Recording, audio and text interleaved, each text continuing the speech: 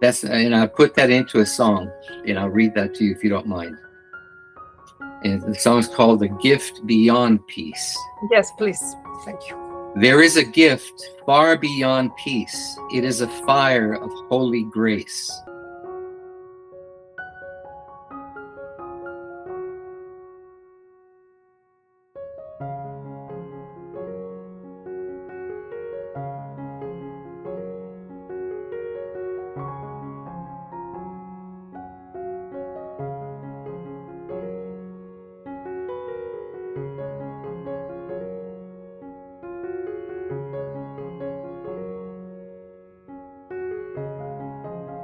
So, about your albums or your videos, I mean, I just watched one of the videos that is a garland of his name, yes? Or whatever, it's the healing nectar of his name. So, in that video, the music seems to invite a deep meditative state. And I feel like this state is silence or mental peace. The primary goal when you are composing is that, or I like to say sometimes you happen to pick one. I'm thinking of how to answer this, because that garland's that 30-minute chant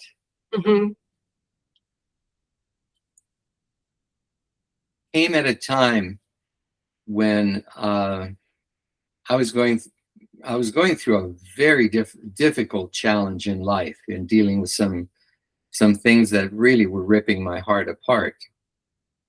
And it spontaneously came into me to make this piece, and I would just play it for myself as medicine. It was medicine for myself, because by listening to it, while it was very hard to say that I attained a state of peace or something like that, it was more important for me to be able to endure what I was experiencing. And enduring brings an equilibrium if you're really enduring with acceptance of the moment. And it was for equilibrium, which is a little bit different. There's a piece involved with that, but sometimes there is a piece that is simply acceptance. It can be acceptance of a pain that seemed intolerable, but once you stop fighting it, resisting it, you can live with it. And in living with it, you're not affected one way or the other. You simply experience it. And to experience life with balance like that is an important goal. That's maturity. That particular song or recording was a medicine I created for myself, kind of unconsciously. I just started doing it. I found that I felt better by doing it. And when I finished that piece and I made the video, I didn't think many people would have the patience to even play it or use it, because it's not like a song that you sit down and 2 or 3 minutes later it's over. And I found, because of comments that come to me from all over the world, that there are people who tell me, "Thank you for this piece. I keep it playing in the background all day." It is very important that they have used it. It's been medicine for them too. So I don't make anything for somebody else. I needed that medicine and I made it, and it helped me. It's funny that we're talking about that, because right now I'm simultaneously working on 5 CDs, different collections. One is a collection of songs. The other 4 are collections of chanting Meher Baba's name. One of them is going to be, most of the chants I do with a group of people, women's voices and men's voices. Usually it's my voice with the women that sing with me. And I thought, I think it's time to make just do one. It'd be fun for a change if I think of that's another thing I should tell you. Most of those chants that I've made have been based on on melodies I've already written for songs, and then I adapt them to chants, most of them. This was one where I sat down and I wrote the songs because I just wanted to sing Baba's name without it being based on another tune. And I wanted it to be, I had an image that came into my head. Wouldn't it be fun if there was a setting and they were songs designed with the setting in mind? And the setting is, in my mind, it just came, it was like a wall of reeds or bamboo, and we're in the setting inside. And we think we're way outside of a city, but we aren't. We just have this natural enclosure. And this group of guys is gathered playing simple instruments, guitars, charango, bajo, bass, things like that. And it's just a group of men's voice chanting these songs, and they're very short. None can be more than 4 minutes. They're 2 to 4 minutes each on purpose. And the style of each of these, and the other thing about this is that although it's all natural instruments, the sounds of the city are seeping in through the bushes, the reeds. And so here and there, a synthesizer does do something, or there's a little zing, you know, because the city's really, in my mind's eye, it's just over there. This isn't the way I normally create these things, but as I'm getting older, there's always some new way that I'm finding that I create. And I don't look for it, it just happens. So this will be a set of songs instead of 30 minutes, all of them 2 to 4 minutes. And beautiful. I don't start out with an intent to do anything to anyone else with the song. It's like, I want to hear it. Yeah, so you will say that a song for you, I don't know if all the songs that you produce or the music, maybe art, yes, it's amazing, yes, and it's always coming from the beloved. That is another beautiful thing. And then you step outside of the like, it's not Misha, yes, who is producing, is the avatar. Meher Baba is giving you the message to give it to others, the message of love, if I understand, the message of peace, the message of, I'm not sure what else was. Well, which other message you want? Actually, peace, for me right now, more important than peace is the word endure. Endure, okay. And this time, boy, are we all being asked to endure a lot. It is, there's a way to see the world that, depending on where you live and how you live, if you live out in the country, the world's a beautiful place. You have the forest and you have your life. If you live on an island all by yourself, you have a beautiful island with, you know, birds singing and, you know, whatever. If you live in the city, or if you live in most of the world and you're watching the news, this is an intense place. Mm-hmm. And everybody has things going on in their lives, interpersonal, with friends, with family, with health. There's always a challenge, changes, they keep on coming. That's one of my new songs too. Changes, they keep on coming. And it doesn't get easier. What happens is you learn to endure the level you've been at. And for a moment, you have a breath. And then new challenges come, which are even more intense. That's the pattern that I see in life. And the idea of peace, for many people, they think a spiritual path is to attain a peaceful state. So I chuckle because I've never agreed to do interviews, by the way. So I did in this instance. I watch because I really feel that everything I have to say is in a song.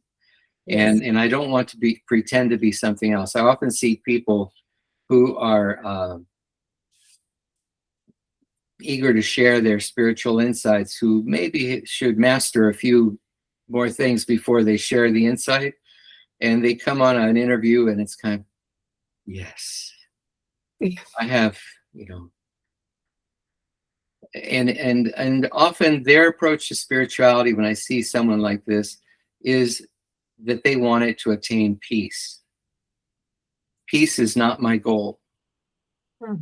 Peace is not my goal. And I put that into a song, and I'll read that to you if you don't mind.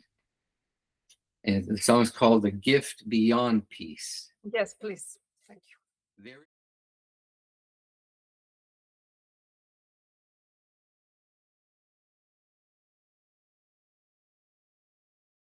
is a gift far beyond peace. It is a fire of holy grace that ravages, destroys the false, and when it's done, it leaves no trace. There's no way out but through that door, and to pass through it, one must bend low. By bending low, one loses all, and in this way, love will be known. Beyond all peace, eternal bliss, love will be known in all that is. When we become his holy dust, beloved lives in each of us. A temple made of holy dust, beloved lives in each of us. This crippling gift will help you learn the tears you shed are the love you earn. The path you tread now moves through you when you give in with all you do. So keep it up, keep moving on, step by step until you're done. And when you reach the ruins of the one you were, you will find love. Beyond all peace, eternal bliss, love will be known as all that is. When we become his holy dust, beloved lives in each of us. A temple made of holy dust, beloved lives in each of us. There is a gift far beyond peace. It is a fire of holy grace. It burns away all that is false, and when it's done, it leaves no trace. My songs are a way to endure that holy grace and to endure dying, because it's the act of dying that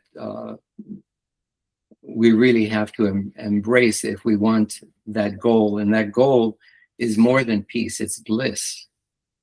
Infinite knowledge, infinite power, infinite bliss is God. And that's why when the difference between religion and a mystical path. With religion, you have a heaven you want to go to where it's better than here. Mm-hmm. This is where it's at. Endure life and bring that love and light here. And in the process, you will disappear if you do it well. You disappear, you get burned up. And it's not fun, but not fun for the ego, but it's fun for the light. I mean, when you say all this, you will disappear, everything is going to be in dust and things, you refer to that, actually, the real that, yes? But at the same time, you refer to the that of the ego, at the same time, you refer to the false in one. And I guess you are speaking in metaphors, yes? Because we also, I don't know, I mean, sometimes I get confused with all these things, because we have a life, we have a body, we have the material things to take care. And sometimes it's like, what? Do I should throw away all this? No, Absolutely not. No. It's our talents, our things, our. It's no, for me, and this is something that okay, I have to go back to Yes. My youth. I went after I came from Mexico and came to the United States. I lived in eventually I went to junior high school and high school in Hollywood, California, before I returned to Mexico when I was 18 years old. And during I guess I was 16, and my friends wanted to go see Timothy Leary.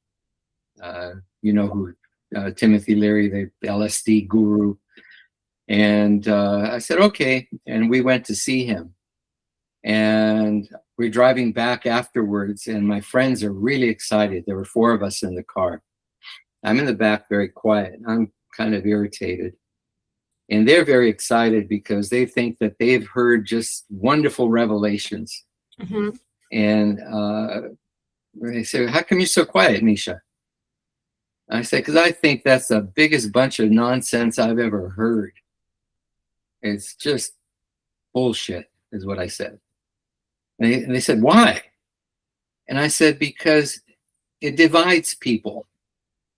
And you guys, your whole conversation is all about talking about others as bad and you're good and drop out, you know, all the ideas they were talking about. I said, these are all ideas about division.